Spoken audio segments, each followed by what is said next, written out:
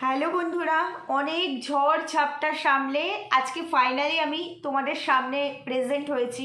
ভেবেছিলাম কন্টেন্টের সঙ্গেই ফিরে আসবো, তারপরে ভাবলাম আজকে প্রায় 20 দিনের মতো হতে যায় আমি তোমাদের কাছে নেই, মানে আমি প্রেজেন্ট নই এই জায়গাটাতে, আমার এই জোনটাতে, কন্ট্রোভার্সি জোনে। তো হঠাৎ করে কন্টেন্টের সঙ্গে ফিরে না এসে আমি একটুখানি আমার কি সমস্যা ছিল তার কিছুটা তোমাদের সঙ্গে শেয়ার করি, যেহেতু তোমরা আমার পরিবার। কারণ তোমাদের কাছ থেকে অনেক ভালো ভালো কিছু, অনেক ভালো ভালো অ্যাডভাইস আমরা পেয়ে থাকি আমাদের মতো ক্রিয়েটাররা। কোনো সমস্যা হলে বা কোথায় কোন জিনিসটা হলে পরে অ্যাকুরেট হয়, এরকম অনেক সাজেশন তোমাদের কাছ থেকে পেয়ে থাকি। এমনিতেই তোমরা দেখবে আমি কিন্তু আমার ব্যক্তিগত জীবন কখনো অন ক্যামেরা তুলে ধরি না, কখনোই না। যত বড় সমস্যায় আসুক না কেন, যেটা আমার কন্টেন্টের সঙ্গে রিলেটেড শুধুমাত্র সেটুকুই আমি তোমাদের সামনে ক্লিয়ার করি। তাছাড়া আমি আমার পার্সোনাল লাইফ কখনোই ওপেন করি না। কিন্তু আজকে বলবো, আমি বেশ কিছু কথা বলবো।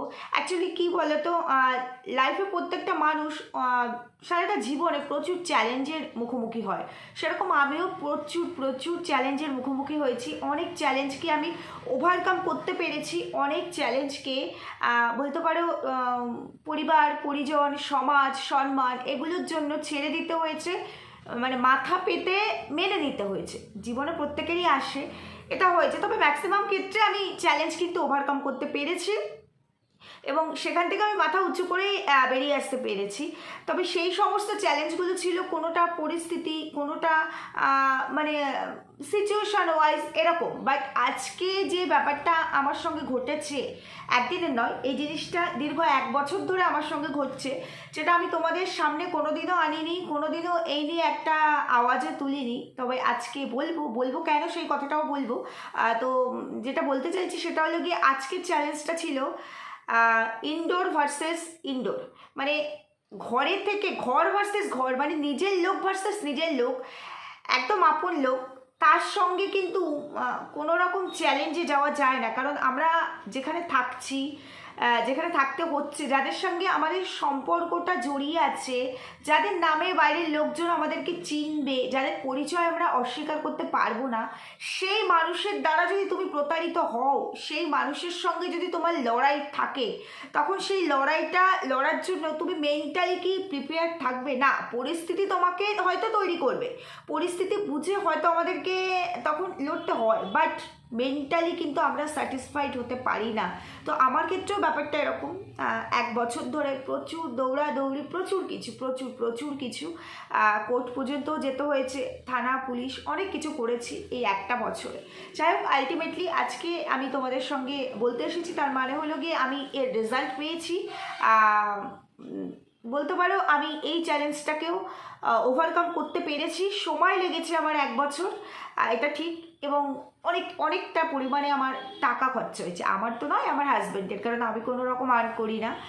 হ্যারাসমেন্টের শিকার হতে হয়েছে। আমরা যতটা আগিয়ে ছিলাম, একদম পেছনে ধাক্কা মেরে শূন্যতে ফেলে দেওয়া হয়েছে।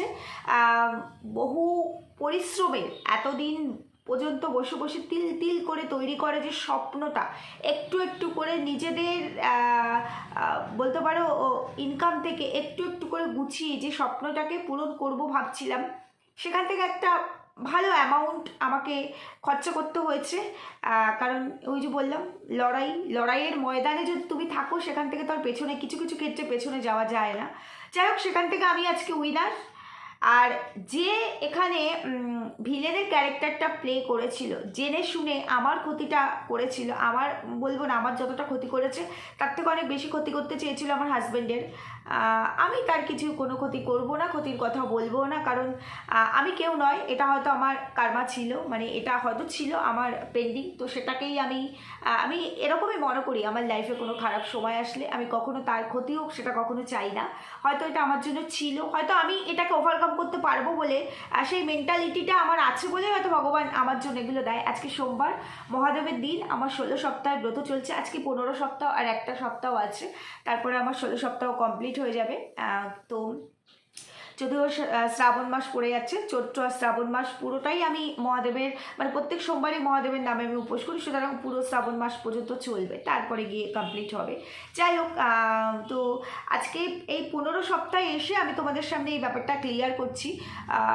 দেখো, কিছু কিছু ক্ষেত্রে না মুখে আওয়াজ করতে নেই, এটা আমার বাবা আমায় শিখিয়েছিল যে সব কথার উত্তর মুখে দিতে নেই, সময়ের ওপরে কিছু জিনিস ছেড়ে দিতে হয়।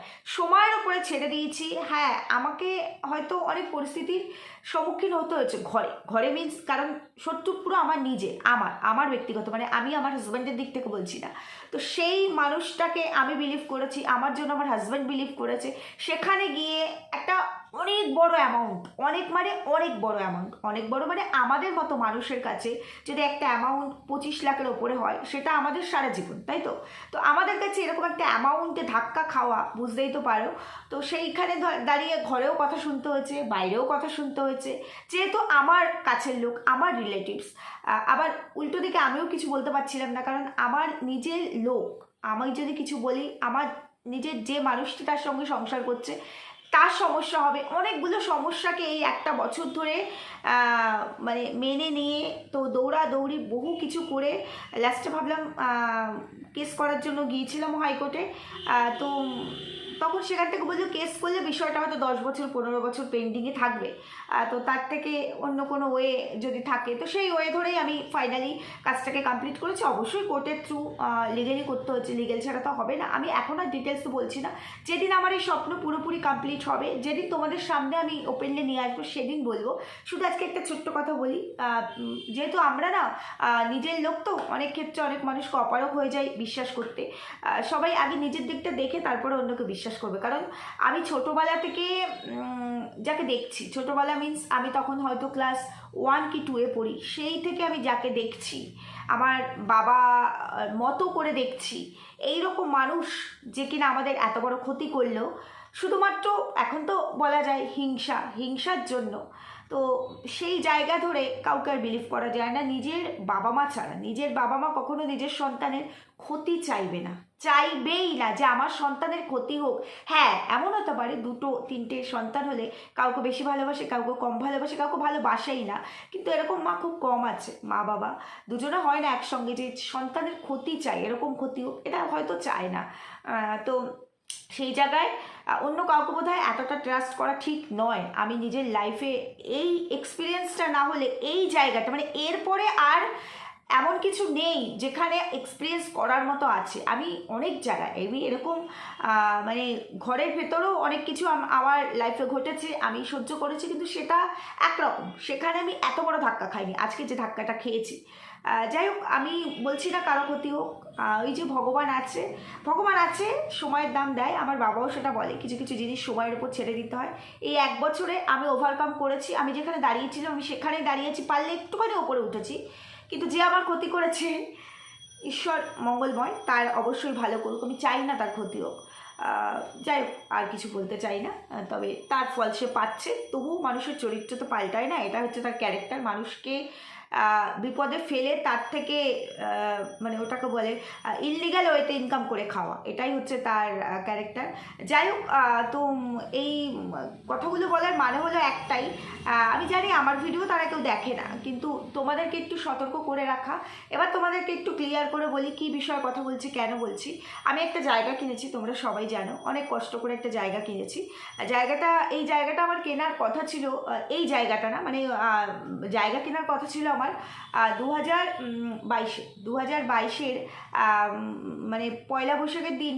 আমার একটা বাড়িসহ রেডি করা বাড়িসহ জায়গা এখানে, আমি যেখানে থাকি সেখান থেকে তো 5-7 মিনিট আগে আর একটু পুরো কমপ্লিট।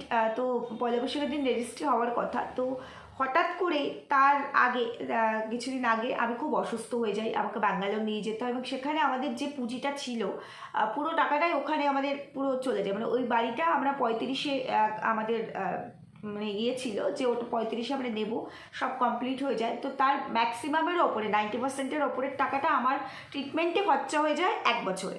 তো সেই ক্ষেত্রে আমার ওই বাড়ির স্বপ্নটা হলো না, মানে ওটা পেছনে চলে গেল, আর পারলাম না। তো 22-তে সেইভাবে যাওয়ার পর 24-এ অনেক কষ্ট করে একটা জায়গা ওই যে আমার সেই কাছের মানুষকে বিশ্বাস করে তারই বাড়ির পাশে তাকে বিশ্বাস করে সেই বোকারোকে এনেছিল, মানে তাদের যে ফাইটিং আছে সেটা তো আর আমি বুঝতে পারিনি। তো সেই জায়গা কিন্তু সার্চিং করা থেকে শুরু করে সব আমি আমার নিজের লোক দিয়ে করেছি, সেখানে কোথাও কিচ্ছু ধরা পড়েনি, কিছু না। এবার জায়গা আমি কিনেছি 2 কাঠা 22 লাখ টাকা দিয়ে, 11 লাখ করে 2 বছর আগে। মেন রোডের ওপর আমি কিনতে পারিনি, তখন 20 লাখ টাকা করে কাটা চলছিল মেন রোডের ওপর, এখন অনেক বেশি। তো আমার পক্ষে সেটা সম্ভব ছিল না, কারণ আমার কাছে তখন ওই অ্যামাউন্টটা মানে লিকুইড মানিটা ছিল না, যেটা আমার ট্রিটমেন্টে বেরিয়ে গেছে। তো যতটুকু যেখানে যা সেভিংস ছিল সেগুলোকে মানে তুলে দিয়ে তারপরে এই জায়গাটা আমরা ক্যাশেই কিনি, অনেক কষ্ট করে। আর সামান্য কিছু টাকা এখান থেকে ওখান থেকে ওই পার্সোনাল লোন ফোন নেয় আমার হাজব্যান্ড, তো সেই দিয়ে ব্যালেন্স করে হয়ে যায়। তো ওই জায়গাটা কেনার পরে তখন আমার হাজব্যান্ড এখানে ছিল না, দিল্লিতে তার পোস্টিং ছিল, 1 সপ্তাহের মধ্যে রেজিস্ট্রি হয়, কিন্তু সার্চিং করে কিছু ধরা পড়ে না। তো যাই হোক, তারপরে আমার হাজব্যান্ড ওখান থেকে যখন এখানে চলে আসে ইয়ে নিয়ে পোস্টিং নিয়ে চলে আসার পরে আমরা জায়গাটায় পাঁচিল দেওয়া থেকে শুরু করে প্ল্যান পাস করানো থেকে শুরু করে সব করি, কারণ বহু বছর তো ভাড়া আছি। তো সেই জায়গায় দাঁড়িয়ে এবার একটা নিজের বাড়ি, আর তোমাদেরকে আগেই বলেছি ফ্ল্যাটের লাইফ আমার ভালো লাগে না, এই জন্য ফ্ল্যাটটা আমি আমার মেয়ের জন্য কিনেছি, ঠিক আছে, মেয়ে হওয়ার পরেই কিনেছি, ঠিক আছে থাক, কিন্তু ফ্ল্যাট নয়, আমি নিজের একটু বাড়িতেই থাকতে চাই, কারণ জন্মের পর থেকে নিজের বাড়ি, বিয়ের পরে শ্বশুর বাড়ি, তো সেই জন্য ভালো লাগে না। তো সেই কারণে জায়গা কেনা, যে একটুখানি নিজের মতো করে একটা ছোট্ট কুড়ে ঘর হলেও সেটা নিজের বাড়ি, নিজের স্বাধীনতা। তো সেই কারণে জায়গাটা অনেক কষ্টে কিনেছি, অনেক কষ্টে কিনেছি। তো এবার জায়গাটা যেহেতু লিকুইড মানি দিয়ে কিনেছি, মানে ক্যাশ দিয়ে, তো তারপরে আমাদের পক্ষে সম্ভব না ওখানে একটা বাড়ি তোলা। তো সব কিছু প্ল্যান পাসটা সব হয়ে যাওয়ার পরে এবার কিছুটা আমাদের লোন করতেই হবে, পুরো টাকাটা পসিবল নয়। আর তারপরে দেখবে একটা বাড়ি করতে এখন অনেকটাই খরচা, প্রচুর খরচা, তাই না? তো সেইখানে যখনই আমাদের ফাইলটা ফেলছি ব্যাংকে, সব কিছু ওকে, সব কিছু হচ্ছে, তারা ভ্যালুয়ার আসছে, দেখছে, সব হয়ে যাচ্ছে, ফাইল রিটার্ন হচ্ছে, SBI থেকে হয়েছে, PNB থেকে হয়েছে, বুঝতে পারছিলাম না, ওরাও না ক্লিয়ারলি ওইভাবে বোঝাতে পারছিল না, ওরা একটা ডকুমেন্টস চাইছিল, সেটা আমরা বলছিলাম এটা কী করে পসিবল, কারণ যার জায়গা সে তো বেঁচেই নি, আমি তো তার হাত দিয়ে কিনিনি, আমি তারপরে আরেকজন কিনেছে, সে আবার আরেকজনকে দিয়েছে, আমি তার হাত ধরে কিনেছি, আর আমি তো সার্চিং করেই নিয়েছি, সব কিছু ওকে ছিল। তো যাই হোক, তখন অত বুঝতাম না যে কোনো জায়গা যদি আমি লোন করে বাড়ি করতে চাই তাহলে পরে সেটা ব্যাংকের মানে লয়ার দিয়েই আর কি সার্চিং করাতে হয়, সেটা আমার জানা ছিল না। যাই হোক, এখন বুঝে গেছি, এরপরে আর ভবিষ্যতে আমার কোনো অসুবিধা হবে না। তো তারপর ফাইনালি জানতে পারি জায়গাটার কোনো সমস্যা নেই, সব ঠিক আছে, কিন্তু ওটা আনডিভাইডেড প্রপার্টি। আনডিভাইডেড মানে 4 অংশ, 4 অংশের মধ্যে কার কোনো অংশ সেই এনওসিটা নেই প্ল্যানের মধ্যে, সেটাতে আমি যার জায়গা নিয়েছি সে বেঁচে নিই, তার 1 ভাই, বাকি আরও 2 বোনেরটা আত্মসাৎ করে বসে আছে, মানে তাদেরকে দেয়নি জোর করে, শুধু এই ভাইয়েরটা নাকি নিতে পারিনি, পরে যেটা আমি আশেপাশ থেকে খবর নিয়ে শুনতে পারলাম। তো সেই ভাই নিজেরটা বিক্রি করে দিয়ে গেছে, ভাই এখানে থাকে না, রাজারহাটে থাকে, তো তার ছেলে মেয়েরাও আছে, সম্ভবত এখন ফরেনে থাকে। তো যাই হোক, তো সেই ভাই নাকি এসেছিল মারা যাওয়ার আগে, কোভিডে মারা গেছে তার আগে, এই এনওসিটার জন্য। তো এই যেই ভাইটি থাকে আর কি বাকিদেরটা দখল করে বসে আছে, তো সেই ভাইটি অনেক বাজে ব্যবহার করে আর কি অনেক কিছু করে তাড়িয়ে দিচ্ছে, এটা আমি পরে শুনেছি। কিন্তু আমার কথা, যে ওখানে থাকে ওই এলাকার সবাই যখন জানে যে আমার নিজের লোক, যে যাকে বিশ্বাস করে জায়গাটা কিনেছে, যে আমাকে কিনিয়েছে, যে বলেছে জায়গাটা খুব ভালো, সে তো জানতো, তাহলে পরে সে এরকম কাজটা কেন করলো? আমার কথা হলো সেটাই। তার থেকেও বড় কথা, আমি সেদিন ভেবেছিলাম যখন এই ঘটনাটা ঘটে আমি তাকে জানাই, সেই বোকারোকে জানাই, একবার নয় একাধিকবার, তো কথাবার্তা হয়, এর জন্য কী কী করতে হবে, কী কী ডকুমেন্টস লাগবে, কোথায় কোথায় যেতে হবে, সেগুলো করি, সব কিছুই করা হয় আর কি। কারণ যে ভাইটা ওই বাড়িতে আছে বর্তমানে, বাকি জায়গাগুলো নিয়ে সে কোনো রকম হেল্প করবে না, সুতরাং তার বাইরে যা যা করা যায় সেগুলো আমি দৌড়াচ্ছি, সবই সে জানে, মানে আমার নিজের লোক।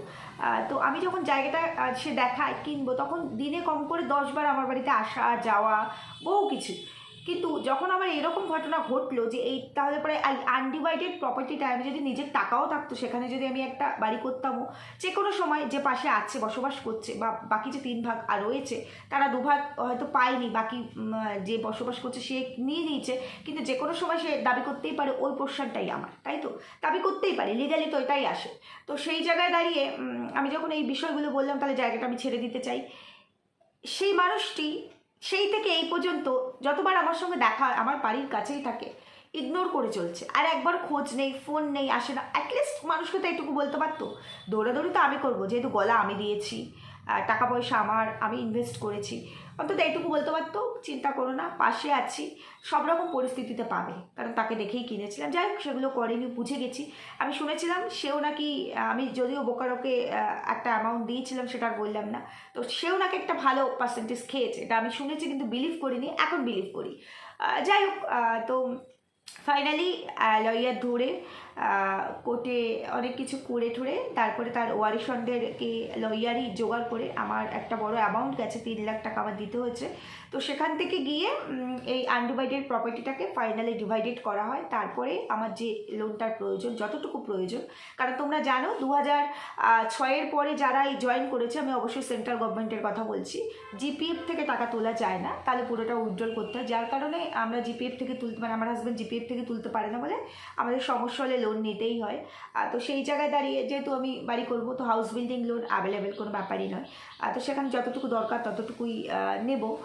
তো সাথে সাথে এই আনডিভাইডেড ব্যাপারটা যখনই এই একটা বছর আমার ডিলে হয়েছে কাজগুলো কমপ্লিট করতে, যখনই হয়ে গেল 1 সপ্তাহের মধ্যে আমার লোন স্যাংশন হয়ে গেলে, যেটুকু আমার দরকার সেটুকু, তো আমার বাড়ির কাজ ফাইনালি হচ্ছে। আজকেও কাজ হচ্ছে, আমি দরজা দিয়ে এখানে বসেছি, কারণ পাথরটা তো এখানেই পড়েছে, ডটফটগুলো এখানে কাটা হচ্ছে, কারণ মিটারটা এখনও আসেনি। মিটার আসেনি মানে মিটার অনেক আগেই চলে আসতো, ওই এখন স্মার্ট মিটার, এমনি মিটার নাকি পাওয়া যাচ্ছে না, এটা বলছে, যার কারণে লাগানোটা হয়নি। বাকি কল ঠল মানে ওই ইয়ের কাজগুলো, ভিতের ওই কলম টলমগুলো হয়ে গেছে, আজকে কাজ হচ্ছে, ব্যান্ড ঢালাই হবে, তো আজকে কালকে এরকমই, মানে ওই কাঠফাটগুলো পেটানো হচ্ছে, এইসব হচ্ছে। আমি যাব, একটু পরেই যাব।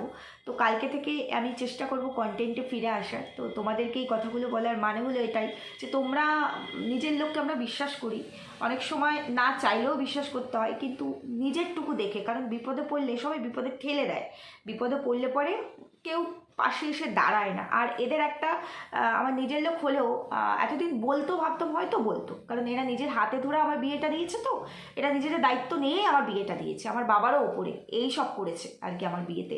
যাই হোক, তো এখন বুঝতে পারি হয়তো ওই যে আমার হাজব্যান্ড সার্ভিস করে, ভালো আছি, ভালো আছি মানে এই নয়, কিন্তু আমি ভালো থাকলে তাদেরও ভালো রাখার চেষ্টা করি, এমনটাই। তো যাই হোক, তার থেকেও হয়তো আরও বেশি, মানে আমার বাবা মাকে যতটুকু দেবো হয়তো তার থেকেও বেশি তারা চায়, এমনটাই। এই ঈর্ষাটার জন্যই হয়তো আজকে এই দিনটা সে চাইলো। যাই হোক, আলটিমেটলি কী হলো, হয়তো আমার খরচা হয়েছে, কিন্তু আমি মানুষ চিনতে পেরেছি। হয়তো আমার 1 বছর নষ্ট হয়েছে, কিন্তু আমি সসম্মানে দাঁড়িয়ে আছি, আমার ক্ষতি করতে পারিনি, আমাকে ফিনান্সিয়ালও পেছনে ফেলতে পারিনি। কিন্তু যে করেছে, আজকে শুনতে পাচ্ছি তার এমন কন্ডিশন, ঘটিবাটি ওনাকে বিক্রি করে খেতে হচ্ছে। যাই হোক, এটা আমি বলতে চাই না, ঈশ্বর তার অবশ্যই ভালো করুক, কিন্তু মানুষ ঠকিয়ে খেলে তাকে তার খেসারত দিতে হয়, এটুকুই কথা। আর একটা কথা অনেকের মনে ছিল, অনেকেই আমাকে অনেক দিন ধরেই কমেন্ট করতে, খুবই কম করেছে, যেহেতু আমি কন্ট্রোভার্সি করি, যে শ্বশুর বাড়িতে কেন থাকি না, শ্বশুর শাশুড়ি কোথায়, তাদেরকে দেখি না, আমি নিজের মতো থাকি। তো আমি আজকে ক্লিয়ার করতে চাই, এখানে লজ্জার কিছু নেই। সেটা হলো গিয়ে শ্বশুর বাড়িতে কেউ থাকে না আমার, আমি আগেই বলেছি, শ্বশুর বাড়িতে আলাদাও। আমার দেওর কলকাতা থাকে, ফ্ল্যাটে থাকে, আমার দেওর যা দুজনেই ওয়ার্কিং। আমার শাশুড়িও সেখানে থাকে, ধরো 12 মাসের মধ্যে ওখানে হয়তো 7 মাস থাকে, 5 মাস আমার কাছে থাকে। এবার আমি যেহেতু আমার পার্সোনাল লাইফ ওপেন করি না, তাই আমার শাশুড়ি থাকলেও আমি বলি না যে আমার শাশুড়ি আছে, এটাই। আর ওখানে যেহেতু ওরা দুজনেই ওয়ার্কিং, ওদের একটি মেয়ে আছে, আমার মেয়ের থেকে 2 বছরের বড়, বাচ্চাটিকে দেখতে হয়, কারণ এখন যা দিনকাল বুঝতেই পারো, ফ্ল্যাটে যতই হোক না কেন ওইভাবে একা রাখা যায় না। তো আমার শাশুড়ি থাকে, আমার শাশুড়ি পেনশন হোল্ডার, তো তাকে সে যেখানে ইচ্ছে সেখানেই থাকতে পারে, সুতরাং তার কোনো সমস্যা নেই। আর শ্বশুরবাড়িতে কেন থাকি না, কেন বাড়িঘর ওখানে করি না, শ্বশুরবাড়ি ভাগাভাগি হয়ে গেছে, আমার ভাসুর নেই, ভাসুর মারা গেছে 2012 সালে, আমার ভাসুর মারা গেছে। 2013 নভেম্বরে আমি মানে ওই বাড়িটা থেকে চলে আসি মানে ভাড়া থাকা শুরু করি। তার কারণটা অবশ্যই আজকে বলবো।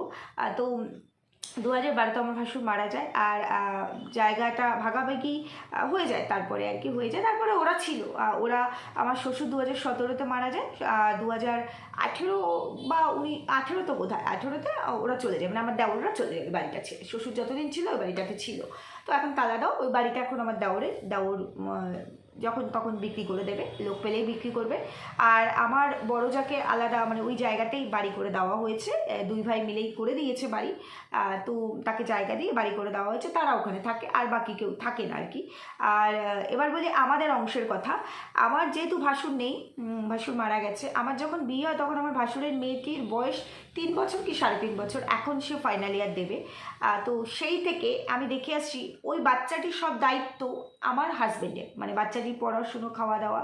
কারণ তার আগে থেকেই আমার বিয়ের 2 বছর আগে থেকেই আমার ভাসুরের দুটো কিডনি যে ফেলিয়ার সেটা ধরা পড়ে। তো সেই কারণে আমার ভাসুর বিজনেস করতো, দোকান ছিল, দোকানটা পরে বিক্রি হয়ে যায়, আমার যা বিক্রি করে দেয়। তো সেই ব্যবসাটা আস্তে আস্তে করতে পারিনি। তো সেই থেকে আমার হাজব্যান্ড ওই বাচ্চাটার দায়িত্ব, এখন তো সে ফাইনাল ইয়ার দেবে। তো যখন ভাগাভাগি হয় তখন তো সবাইকে ডাকা হয়। এবার দেখো, পরিবারের কথা তো সব না বলাই ভালো। তারপরে আমার হাজব্যান্ড যেহেতু চাকরি করে, তো সেই ক্ষেত্রে চাকরিজীবীদের মায়না যাই হোক না কেন, সবাই মনে করে চাকরিজীবী মানে কোটিপতি, এটা হচ্ছে বড় কথা। আর অনেকে আছে, যেমন আমার দেওয়ার প্রমোটার লাখ লাখ টাকা তার, তবুও যাই হোক ওগুলো বাদ দাও। তো যেটা বলতে চাইছি, তো এটা যার যার বিবেক, কিন্তু আমার হাজব্যান্ড তার নিজের অংশটা আমার ভাসুরের মেয়ের নামে লিখে দিয়ে এসেছিল, যেহেতু তার বাবা নেই। আর আমার ভাসুরের দাহ যখন হয়েছিল, খুব অল্প বয়স, তো আমার ভাসুর মারা গেছে 32 কি 33 বছর বয়স। তো ওই বাচ্চা মেয়েটি ওইটুকু, তো আমার হাজব্যান্ড ওর হাতটা ধরে দাদার মুখাগ্নি করেছিল। তখন ওখানে ওই যখন আহুতি দেয়, মানে অগ্নি যখন আর কি আগুন দেওয়া হয়, তখন বলেছিল তোর মেয়েকে সারা জীবন আমি দেখবো, তোর মেয়ের দায়িত্ব সারা জীবন আমার, আমি যতদিন বেঁচে আছি। তো সেই কারণে সেই থেকে এই পর্যন্ত ও ওই বাবার জায়গাটা নিয়েছে। আমার যা অবশ্যই ওয়ার্কিং, মানে আমার ভাসুর মারা যাওয়ার পর তাকে তো কিছু করতে হবে, অবশ্যই করে, কিন্তু সেটা তো সাফিসিয়েন্ট নয় একটা বাচ্চার ক্ষেত্রে। তো সেই ক্ষেত্রে আমার হাজব্যান্ড এখনও তার দায়িত্ব যেটা, কর্তব্য যেটা করে যায়। তার ওই বাচ্চাটি যতদিন পর্যন্ত নিজের পায়ে না দাঁড়িয়ে যায়, একটা ও মানে ফিক্সড একটা জায়গায় না আসে, ততদিন তো করতেই হবে, তাই না? কাকা তো বাবার সমতুল্যই হয়। না, আমার দেওয়ারও করে, মিথ্যা কথা বলবে না, তার সে যতটুকু পারে আর কি ততটুকু অবশ্যই করে, দেওয়ার করে। আমার শাশুড়িও পারে, যখন আসে করে, যেহেতু উনি পেনশন হোল্ডার, করে, সবাই করে। কিন্তু দায়িত্বটা যেহেতু আমার হাজব্যান্ড নিয়েছিল, তাই সেই থেকে আমি আমার বিয়ের পর থেকেই দেখে আসছি যে ওর দায়িত্বটা আমার হাজব্যান্ড নেয়। তো সেই থেকে এই পর্যন্ত এখনও ফাইনাল ইয়ার দেবে, অনেক বড় হয়ে গেছে, অনেক মানে অনেকটাই। এবার নিজের পায়ে দাঁড়িয়ে গেলে ওর মায়েরও আর কষ্ট থাকবে না। তো তখন যখন ভাগাভাগি হয়, তখন আমার হাজব্যান্ড তার নিজের অংশটা, তার দাদার মেয়ে তো ছোট ছিল, তো ওর নামে তো হয় না, আমার জায়ের নামে করে দেওয়া হয়। তো সেই কারণে আমাদের শ্বশুরবাড়িতে কোনো অংশ নেই, আমরা শ্বশুরবাড়িতে এই মুহূর্তে যাই না। আজ থেকে 2017 আমার শ্বশুর মারা যাওয়ার আগে পর্যন্ত দেখবে আমি শ্বশুরবাড়িতে গেছি, আমার চ্যানেলে ভিডিও 17-র পরে, 17-র মানে আমি চ্যানেল ক্রিয়েট করেছি 2022-এর পরে, সুতরাং তখনকার ভিডিও তো নেই। কিন্তু মনসা পুজো, আমার মামা শ্বশুরদের বাড়ি ওখানে, তখন আমি আমার শ্বশুরবাড়ির একটা হোম ট্যুর দিয়েছিলাম, যেহেতু আমার ওখানে জায়গাও নেই, অংশও নেই, বাড়িটা আমার দেওরের, আর আমার যাকে বাড়ি করে দেওয়া হয়েছে। তো সেইখানে আর এখন যার যার মতো থাকলে ব্যাপারটা অন্যরকম, পরিবার একত্রিত থাকা একরকম, ভেঙে গেলে একরকম, সেখানে তোমার ওই অধিকার বোধটা কাজ করে না। তো আর শ্বশুরবাড়ি আর এখন তো কেউ থাকে না, তো শ্বশুরবাড়িতে যাওয়ার প্রশ্নই আসে না। তো আজকে মনে হয় ক্লিয়ার করে দিলাম কেন আমার শ্বশুরবাড়ি নেই, কেন আমি শ্বশুরবাড়িতে যাই না, কেন আমাকে নিজেকে জায়গা কিনে সবটা করতে হলো। তো কি আছে, ওপরে ভগবান আছে, আমার একটা মেয়ে, এই তো কিনেছি জায়গা, যতটুকু করতে পারবো, মেয়েরই থাকবে, ফ্ল্যাটটা আছে, মেয়েরই থাকবে, আর লাগবে না। এইসব দিয়ে কিছু হয় না। আগে ছেলে মেয়েকে নিজের পায়ে যদি দাঁড় করাতে পারি, ভালো মনের মানুষ হিসেবে তৈরি করতে পারি, শিক্ষা যদি তার মধ্যে থাকে, আমার মনে হয় টিউশনি করলেও এখনকার যা দিনকাল কেউ না খেয়ে মরে না, মানে পড়াশুনো জানে। তো সেখানে এটাই হচ্ছে সব থেকে বড় শিক্ষা, সংস্কার আর আদর্শ, এই 3টে জিনিস হচ্ছে সব থেকে বড়। সেখানে কার কি আছে না আছে, এখন সবার সব কিছু থাকে, যে দিন আনে দিন খায় তারও থাকে, এখন কেউ কারো ওপর নির্ভরশীল নয় এখনকার যা দিনকাল। তো সেই জায়গায় তো এটুকু ক্লিয়ার করার ছিল। তো এইসব ঝড় ঝাপটা সামলে ফাইনালি আজকে আমি তোমাদের সামনে প্রেজেন্ট হয়েছি।